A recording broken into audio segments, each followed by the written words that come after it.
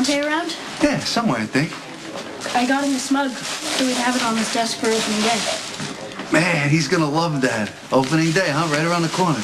Wish I could go. Maybe Dante will take you and Michael. You think he'll be back by then? I don't know. All right, have a seat. Yeah, come on. Dante should be back before long. That is some mug. You know, I don't know if you know, but I am a humongous Yankee fan myself. Have you been to the new stadium? Yes, once, last year.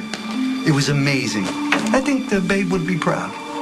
My dad promised me, Dante, and Michael that he'd take us to a game this summer. Hope he still can. So nice. So Michael is a Yankee fan, too. Got me started. You guys been keeping in touch? You know, talking about spring training games, trying to figure out the opening day lineup?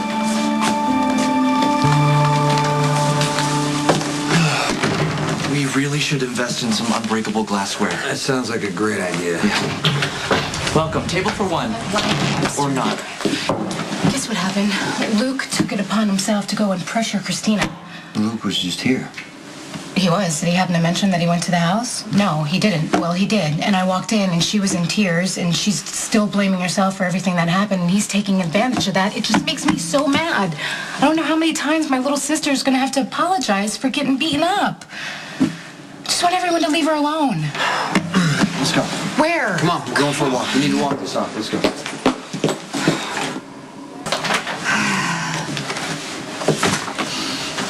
We've been friends for a while, right? Right.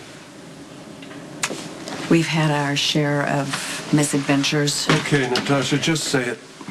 Luke, I know you're upset, but you can't just show up at my house and upset my daughter without expecting me to go all Cassadine on you.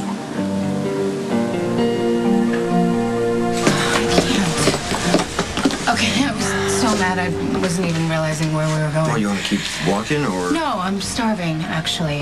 Oh, I would love a hamburger. Add a shake and you're on. You know, I gotta hand it to Mike. The waitresses here keep getting prettier every time. I'll bet you say that to all of us. I do, but it's still true. Thank you. Having a nice day, you sick freak.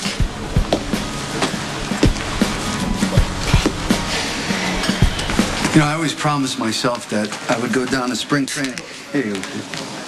I'd go down to spring training and enjoy the sun, take in the beach, you know, just to get away from it all. You know, like Michael is. Cool. Yeah. So who's your favorite Yankee? Derek Jeter. Come on. Come on, mine too. He's old school, right? He plays the game the right way. Goes out to win every time. I mean, you got to admire that, just the focus, you know, the determination. What about Michael? Who's his favorite Yankee? A-Rod. I mean, you know, he stepped up for us last year. What are you gonna do, right? You got to give him that. You think he could do it again this year? Michael does. So you think Michael will be back in time for opening day?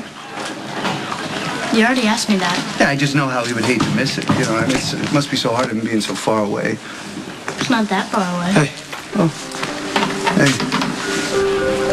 Can I talk to you for a second? Sure. Hey.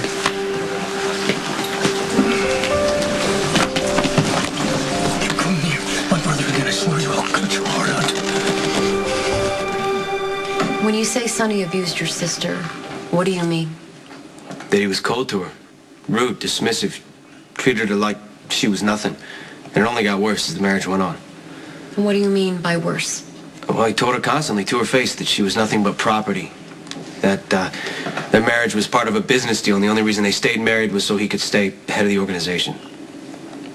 Why didn't she leave? Because she wanted a family. And it didn't matter to her if she was living with a man who called her a whore, looked down on her and treated her that way and used her for sex. Objection, hearsay. I'll allow, given the circumstances. Claudia wanted to make Sonny happy. I told her all the time that it was impossible, but she insisted. She was so glad when she finally got pregnant. She thought that it would turn the marriage around. That he'd finally start being nice to her, but he didn't. The abuse only got worse from there. He was always calling her names. Swore the baby wasn't his. Accused her of having an affair with his brother. She couldn't win. If she shut him out, then he'd get mad at her. And if she was nice to him, then he'd sleep with her and turn around and call her a whore. Sonny insisted that Claudia get a paternity test. That's why she was in the car that night. She was on her way home with the paternity results. She got into a wreck and